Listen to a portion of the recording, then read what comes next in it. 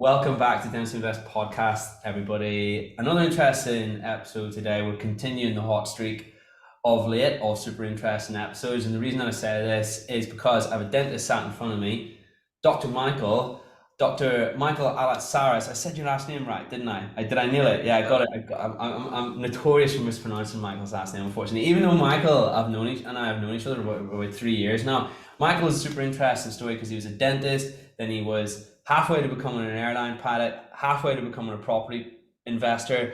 COVID changed his plans, changed his perspective on life and perspective on where he was going to go next. And now we've got a super interesting product that you've created. You went through all the trials and tribulations of product design, which you're going to hear about in this podcast, and shine a light on that world to illuminate the path for other dentists who may have this passion and desire with some sort of concept that they've dreamt up of. We're going to get into that in just a minute, but just before we do, Michael, how are you today?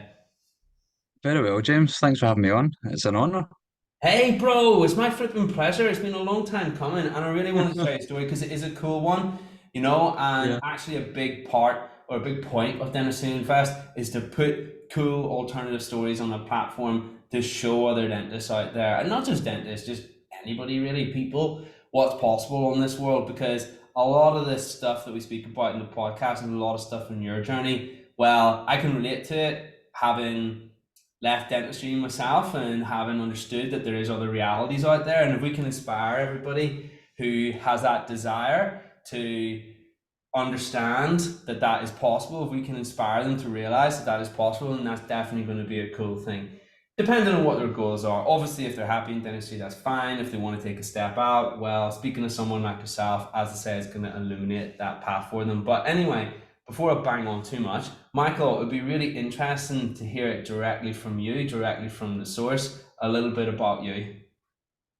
Yeah. So I qualified from Glasgow 20 years ago and basically had the vision to go straight into private practice as soon as possible. I could see as an undergraduate the amazing skills that were being given and the standards that were being, encouraged just wouldn't fit in the NHS dentistry business model, if you like. And so that's kind of what I pursued. But I did have a few SHO jobs, which were incredible. To be paid and be trained at the same time was such a gift. And then basically called every practice in Edinburgh asking for an associate job, private practices only. And two practices interviewed me, I got into one, which was the first stepping stone, really. And through that practice, I was introduced to another private practice owner and became his associate as well. But then within 6 weeks, he said, Michael, I want you to take over the practice. I was like, right, wow, okay, I'm only 26, but I really do want this. It's just a bit earlier than I expected. So let's get on with it.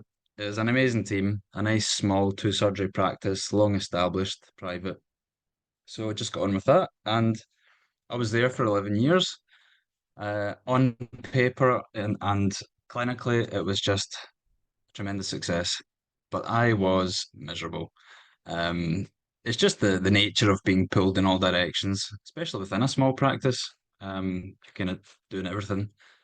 So I could have delegated better, perhaps, but essentially, I think, I realized this wasn't going to be for me in the long term. But I stuck at it for 11 years and, learned as much as I could from every challenge. And there were constant challenges. Dentistry is dynamic and, the career changes almost every year. So, yeah, I started looking at an exit. And along that path, I had been coming up with lots of product ideas. I think by that point, there were like 50 or 60 on the drawing board. And I just kept redesigning everything around me and questioning the status quo in product design, the engineering of everything, tools, instruments, toys, automotive parts, whatever was in front of me. I just had this kind of inquisitive nature and design, product design and function. So this was kind of this burning passion that was lingering inside me. And I realized actually I could get on with one of these ideas at least when I saw patients with a particular dental problem, which I can come back to later, and the ErgoProx toothbrush solves. So along comes the practice exit. But I also had this other burning passion, which I hadn't mentioned, which was to become an airline pilot since I was like 10.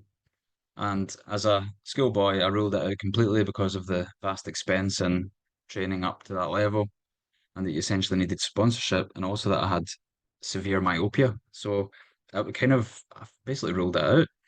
Um, but as I was exiting the practice, I realized there was this affordable modular pathway to becoming an airline pilot. So I thought, okay, I could become an airline pilot, product developer, maybe get into some investments and start a family.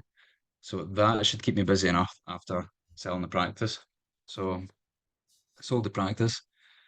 I started on all of the above. And yeah, the airline industry was decimated by COVID. I spent 6 months on a business plan with my dad for getting into house building. Again, COVID destroyed that whole business plan with, supply issues of materials. It was just crazy. But meantime, I had been drafting these patents for various products and filing these patents and learning, being coached on licensing, which is where you have IP, intellectual property, and there are various types of IP, and you license out the rights for its use in return for a royalty, creating passive income. So the model itself, the way of the model working itself was scalable. I could draft these innovations in a patent filing and get these royalties from these various sources.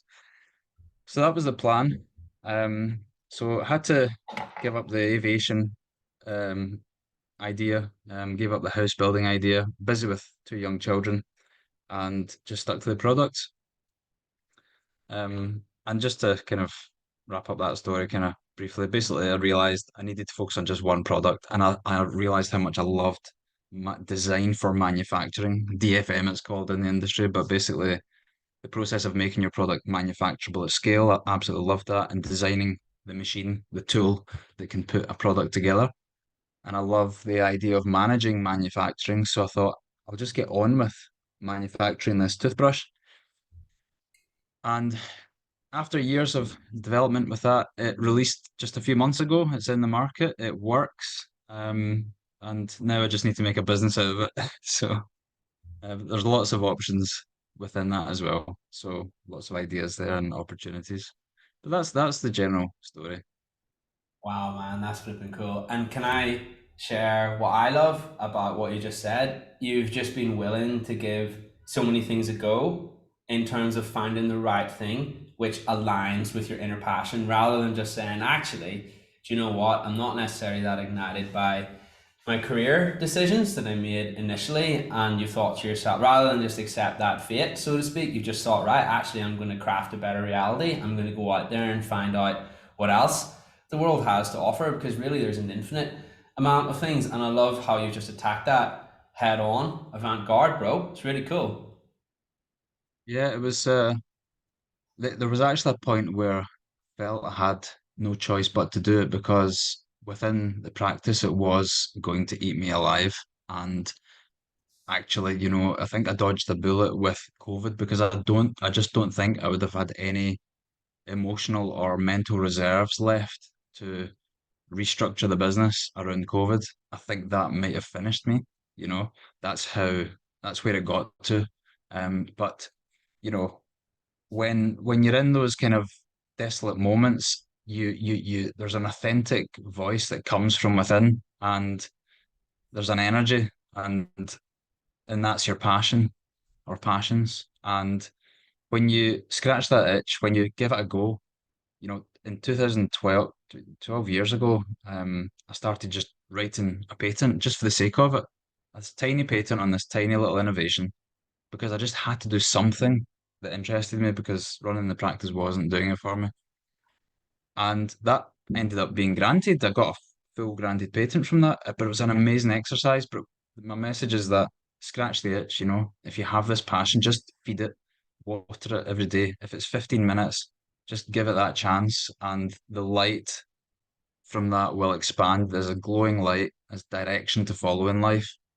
And you realize this is actually a fire burning inside me, and it needs that attention and nourishment. Well, do you know what? And I don't want to make this podcast about me, but it's 100% about you. But just to add to that, when I was in clinical dentistry. I actually quite enjoyed clinical dentistry. I give it 8 out of 10 in satisfaction, which is pretty good. 8.2 to be precise is what I give it, because it wasn't quite a 9, but 8 wasn't enough. It was 8.2, which is pretty good. And that was enough for Yeah. me to think, actually, this is as good as it gets for a flipping career.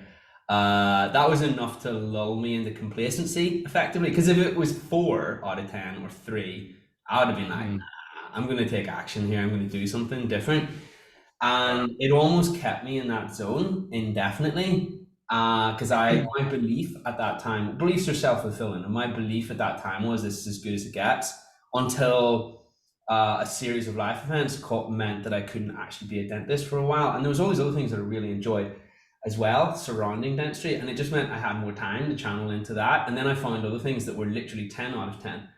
And what I'm saying is that, in my opinion, my belief system is that there's that 10 out of 10 thing that excites absolutely everybody, but you can't actually find that thing unless you create space for it in your life. Yeah.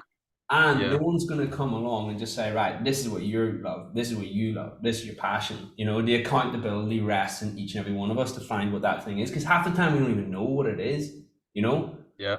Yeah, Yeah. how can you know what it is? Like, a baby doesn't know what their passion is. A baby has no knowledge of the world. You know, we're all an infant on different levels, you know, expanding our knowledge every day. And what I'm saying is that you have to go out there and find that yourself, and you have to put that accountability, as uncomfortable as that can be, you have to put that Mm, accountability in each and every one of us and own that. And yeah, I really believe there's that 10 out of 10 exciting thing for everybody. And it yeah. sounds like the product design thing Yeah. was that for you.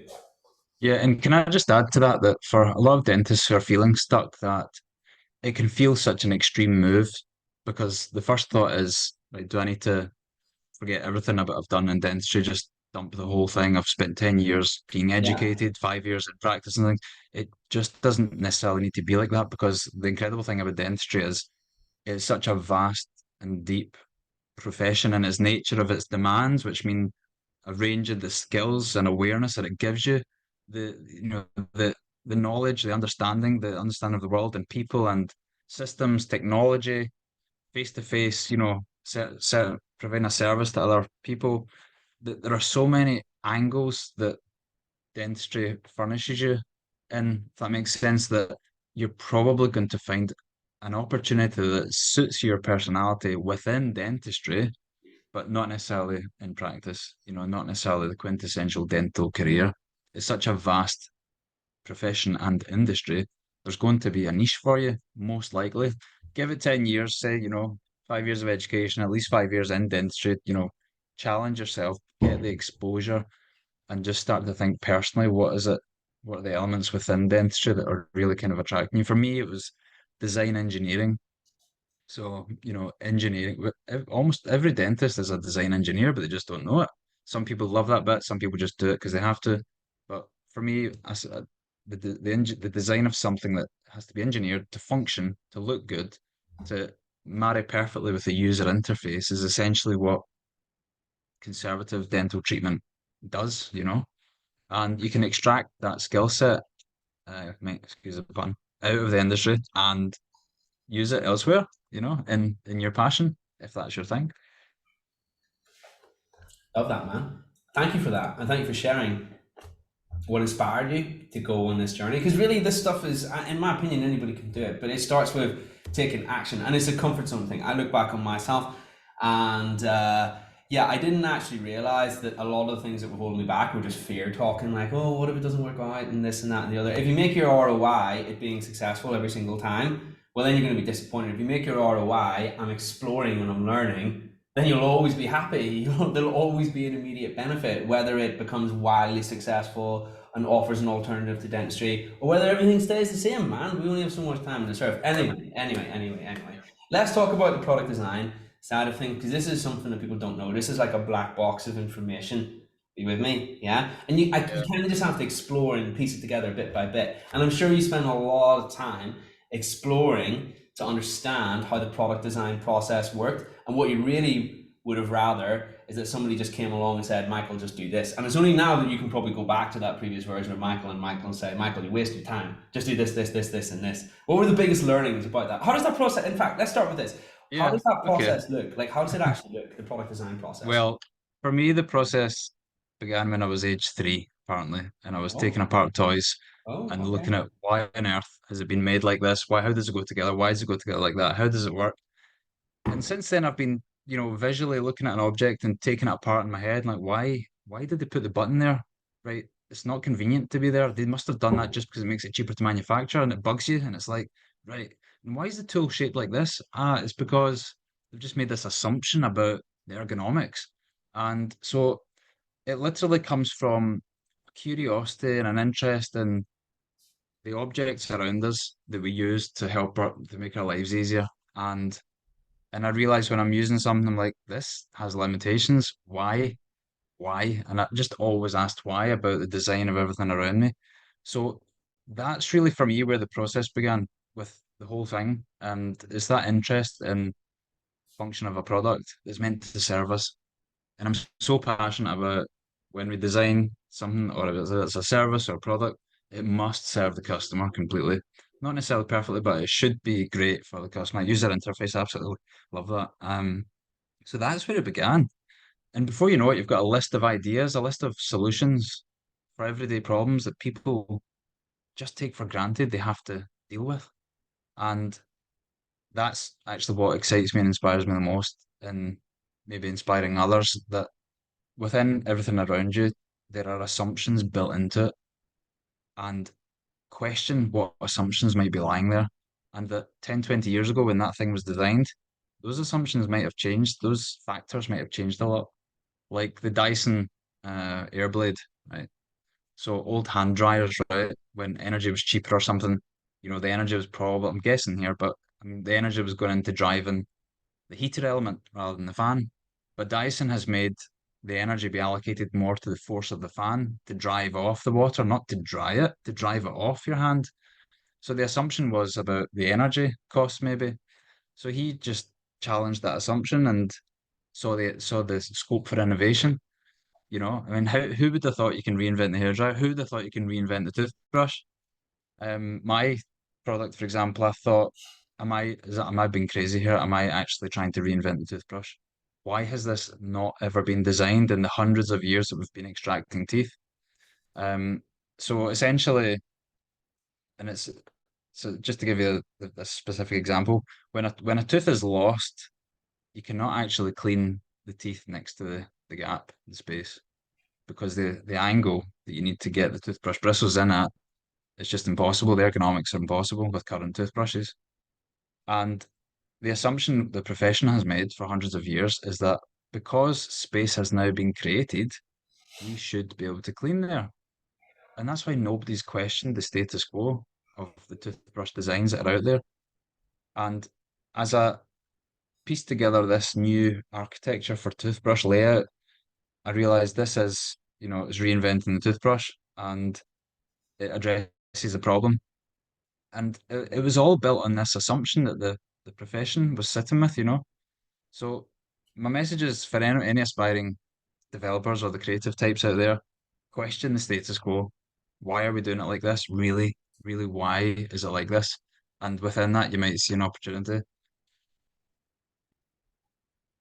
I love that, man. So that was the thought process behind it. And then what does the actual process itself look like? Do you go to, by the way, this is a complete layman with zero knowledge of this topic speaking. Do you go to the patent office?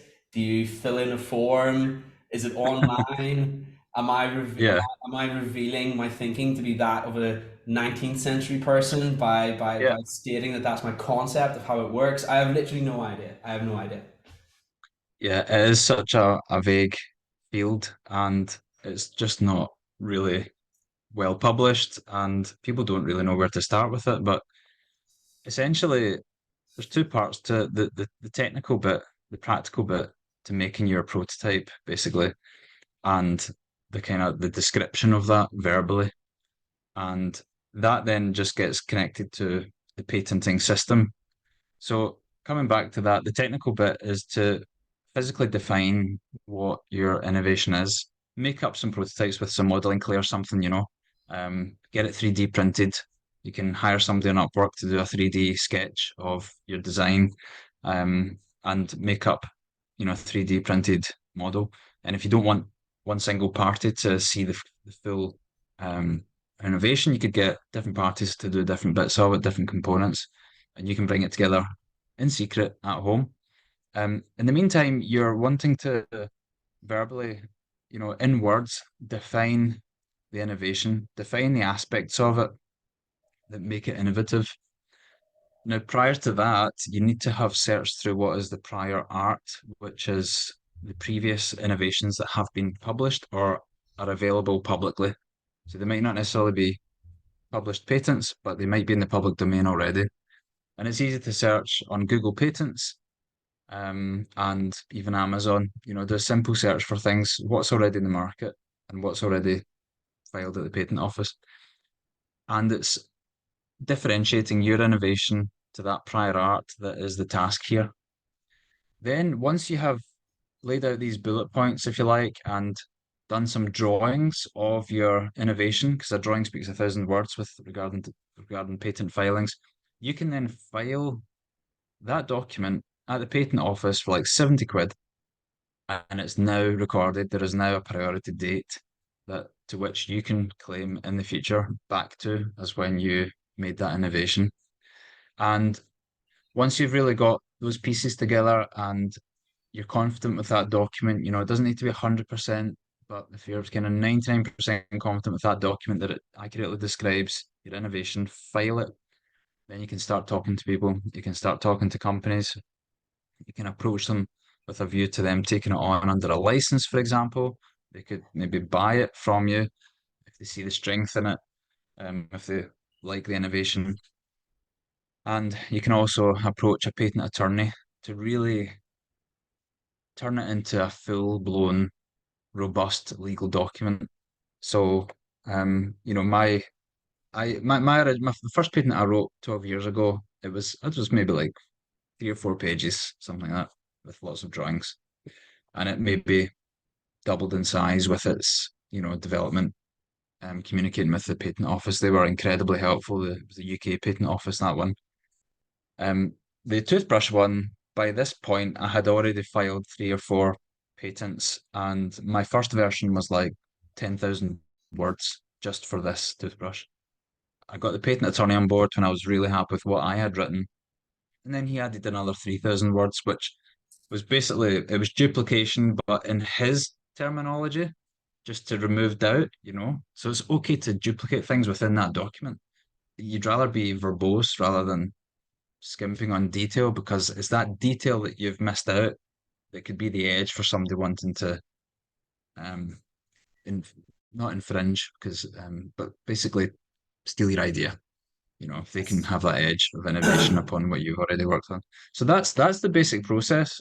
So when you make that initial filing, which is so cheap, £70, as I say, you've got a year. You have a year before you then need to escalate that to the next level of filing, which starts to need more time and a little bit more money. But within that year, you can explore the commercial potential of that product. You can explore the manufacturability of it. Can this be designed for manufacture at scale? The whole business model, the feasibility of it.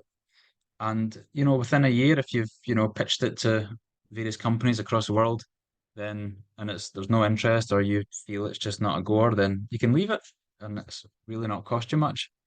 And this model allows you to have a few product ideas running at one time and see what sticks and learn about the process.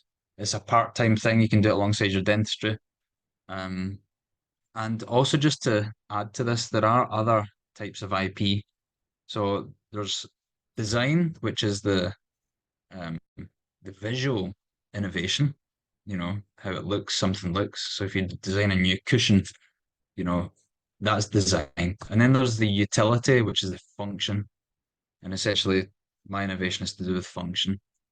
The other one is copyright, so it can do with like song lyrics, So there's one other type of IP I've forgotten for now, but there's these 4 major types of IP that you can keep as an asset and gain royalties from. Nice. That's some know-how right there. Okay, cool. So we've got the IP, we've got it patented.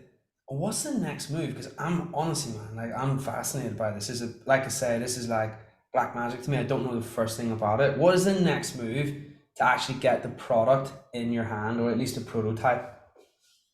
Yeah, so just to clarify, it's not patented yet, even though the Oh, process began 4 years ago, right? Now it's patent pending, but when it's as robust as what this is, you can get on with you can build a whole company on that. Because when you've learned and with your patent attorney made it robust enough that the likelihood of it not being granted is so little that you can actually get on and build a company. And that's the case with 99% of the products out there. They don't just wait for the granting of a patent. It can take 5, 6 years. You get on with it when you've got robust filing that's covered every possible angle um, for somebody who might be trying to work around your innovation. So essentially, you can actually build a business from day one. As soon as you've made that filing, just put that draft in, you can start a business in theory. So as you go through this path, it's a case of measuring risk and return and making advances when you get more proof that every aspect of the venture is becoming more and more probable to become successful. So, for example, once I've made the filing, I reached out to companies to measure their interest. I reached out to hygienists and therapists to get them on board, giving me their input with what they think. If I didn't need to do this, but if somebody had said, look, I think you need to just tweak the angle of that aspect there, there's still time to go back in. You could refile with that extra feature. So if you filed like 2 months ago and it's just dawned on you, or they say, I wanted to do this a bit better, and you redesign one of the features to make it do that better. If it does it better, you've added function, and that new feature adds that functional innovation. That's probably worth putting into the patent filing. So for another 70 quid, you could actually just go in, add that little feature. But you want to try and anticipate that obviously in the beginning.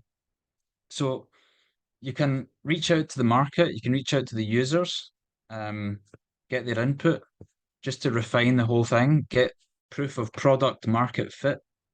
So that's does the market want this product?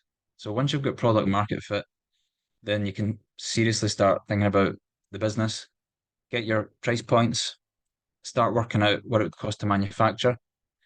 If you can develop an interest in how things are manufactured, there are some good textbooks out there about design, what is it? Design manufacturing for design professionals. I think there's one called it's a massive textbook and it's just beautiful stuff in there about manufacturing all kinds of things. Just learn a bit about those manufacturing processes, what it takes to set up a production line within one of those processes, and you might be surprised at how affordable it is. Um, I won't tell you what I was quoted for the tooling for making this, but I found a local toolmaker, an artisan toolmaker who made this for a fraction of the cost. And suddenly it was just manufacturable at scale. I can now send this tool to China and slash my cost of goods by, 70%. So, I'm getting it produced just now in Glasgow, and there is a margin there. There is a business with those production costs. It's not the margin I want to keep. I need to improve that margin if I want to really scale, but it gets me going. It gets the product into the market. And just to add a bit more detail, if you're trying to test product market fit, you can have these some prototypes made. I would urge people not to spend too much on prototypes. It's easy to get carried away into when you see your innovation be born and it's real, it's in your hands, you see it working and you've tested it and it's easy to just fall in love with your innovation and have it on your mantelpiece and admire it every day. But don't get sucked down this rabbit hole of expensive prototyping. Just prove that it works. Make it even just a 3D drawing on screen that you can color and show people. They can look at it in 3D without you having to make a physical product. So that I would urge people to do that. Make a nice little pitch sheet, make it appealing, make it look professional. Maybe think about a brand as well. So that's the other IP branding. So yeah, trademarks. So yeah, think about your brand and things like that. The brand name might play into what it does, so you can start thinking about that. I think I asked you along the way what you thought of my brand name a couple of years ago. Um, but yeah, you can even ask people about that. You know, they're not going to run away and steal and suddenly file file your trademark. You know, steal your trademark. Because it's just there is this fear of somebody else stealing your idea, but you will learn that how involved and complex and difficult, challenging, but amazing if you love it, the product development process is, that people are going to stumble at the first hurdle usually if they even think about stealing your idea. So get on with it, follow this basic process, and um, just move it forward. Be sensible, move it forward. Um, People are not going to steal it as quickly as you might fear, you know. I think that's something that can potentially hold somebody back as well because you need feedback to improve the product.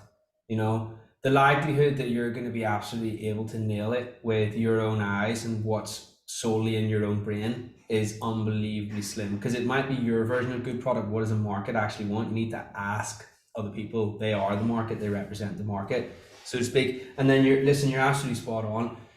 Even with Dentistry Invest, there's so many layers to it that it would be really difficult to replicate, in my opinion. And with exactly the same with product. There's so much to it. The barrier to entry on the knowledge front is so big that for someone to just pinch it, it's just not Yeah, feasible. It's really not yeah, feasible. And if you let yeah, that hold you back, if you let that unwillingness to share hold you back, then I actually feel it holds you back from creating your product as well because you need that yeah, feedback that you were talking about. So that's a big limiting yeah, belief right there, yeah, in yeah. my experience as well. You know, share the And that kind of, really. yeah. And I just want to add that, you know, the security that you need within a venture, probably most ventures, comes from comes largely from simple forward motion. I realized that as I was going along this journey, that simply by moving it forward each day, that was giving me the edge for any possible people who want to steal the idea when it eventually gets exposed in a public domain. The fact I'm making forward motion was adding security because every forward motion adds this layer of complexity that makes an obstacle that defines the obstacle that they would need to overcome, you know. And it's the, you know, the first mover advantage, obviously everybody knows about that. Um, so yeah, it's get on with it, you know, make the moves, just advance it forward, feed it, nourish it, and you get security from that, you know. And have some fun as well because this stuff is fun, you know. And I always, you know, I always like to use the frame of the veteran when it comes to this stuff. You know, when you're 85, but let's say you do it and nothing works out, right? Are you when you're 85? Are you genuinely going to regret trying it, or are you going to regret the fact that you never got around to it whenever you don't have enough time? Because everybody has a clock and it's ticking. But listen, anyway, let's not get sucked down that rabbit hole too much. Everybody knows my thoughts and opinions of these sorts of things. The greatest thing that you can put yourself through is just to do it because you learn so much in the action. It's incredible. Plus, as well as that, if you make a key metric fun, well, what it means is that you're actually enjoying the process too. So it's always got upside, whether it works out to be this wild success or Oh not. yeah, But yeah, listen, anyway, enough about all of that. So I'm curious, tell us about the product itself. What actually is the product? 'Cause we haven't got around to talking about it yet. I know that we've alluded that it's some form of toothbrush and it's interproximal between yeah. teeth. Right? Basically, when somebody loses a tooth, the newly exposed mesial and distal surfaces of the teeth adjacent to the dentulous space are at an angle that current tools cannot clean. And this toothbrush has the bristles at 90 degrees to everything else out there. And, you know, okay, you can bend a TP brush into this shape, but that's not the correct use of a TP brush. You know, TP is interdental, you know, it needs supported by adjacent teeth. It doesn't work for this. Hygienists and therapists across the globe are struggling to coach people to clean these areas. And again, because they can see it, they think people should be able to reach it. So they're advising single tufted brushes, which are almost like surgical instruments. They're so fine. You cannot expect, you know, a 70-year-old, 80-year-old person to get that to the distal of their upper seven. It's just not fair to expect to have the patient. And you can bend a TP brush, as I say, but it's not designed to be used on one side. It just deforms again. It doesn't hold its shape. So this toothbrush has a bilaterally supported double-sided toothbrush head, which allows you to apply quite significant force to the exact key area that you're trying to clean. It's got the Bass technique built in. You don't even need to worry about that. It can work in anyone's hands. It's got a nice big thumb grip for the elderly if they struggle with dexterity. But it's for any age. As soon as you lose a tooth, 95% of you, 95% chance you need this. I did a study in my own patients in my private practice. These are patients that have been attending for 40 years at this practice. And across my 11 years in that practice, I saw this pattern that we simply could not eradicate. I had patients crying in the chair because they're basically about to lose this tooth because of root caries, and they simply cannot get their hand in their mind's eye. They cannot correctly position the toothbrush to get that angle, or it's just physically impossible to get the toothbrush at the right angle. And seeing this, I thought enough is enough. I need to solve this, and came up with this completely new architecture for toothbrush. And it's basically a new category of toothbrush, you know. So yeah, 75% of adults have lost a tooth, and 95% of them cannot clean the plaque from all of these newly exposed mesial and distal surfaces. And it's funny because you see these adverts on TV, it's these models with full dentitions using the electric toothbrush. And I'm just laughing. I'm like, that's not 75% of people. You know, can we just address this elephant in the room here? You know, 75% of them are losing a tooth and face this new problem. So, you know, the classic patient is partial denture wearer, filling that gap and exacerbating the problem. You know, the abutment teeth are at massive risk when you're a partial denture. If we can clear that plaque every day, that's gonna, you know, it's gonna solve the problem. Partial dentures are great, you know, if we can clean the abutment teeth, pre-implant, post-implant, even somebody that doesn't want to ever fill that space, you know, just keep that area clean with this. So that's the use cases are vast. And just for the benefit of everybody who's listening on this podcast, Michael actually had the product and he held it up to the camera so we could see it visually because we're on Zoom right now. And to give everybody a description of what it is, and tell me if I've done a good job of this, Michael, but this is what I could see. If you think of a toothbrush with rubber bristles, so they're a little bit more turgid and firm, imagine a conventional manual toothbrush. Now take the head and spin the head around 90 degrees so it's like perpendicular to the shaft, and it's also extended a little bit from the brush, almost like if you It's like a flossette with a brush on the end, a double-sided brush on the end. a floss head. I haven't seen one of those before. Floss head. It's like a, you know, when it's like a double-armed thing that suspends Oh floss at the yeah, end. yeah, yeah. Oh, I didn't know they were called flossets. But yeah, it's like that, except it's got a proper shaft that you can hold, and as well as that, it's not just a little bit of floss in between. It's actually got this proper robust head and these quite firm bristles. That's how it I would describe it anyway. Michael, is that what do you Yeah, reckon? you can check it out on the website ergoprox.com.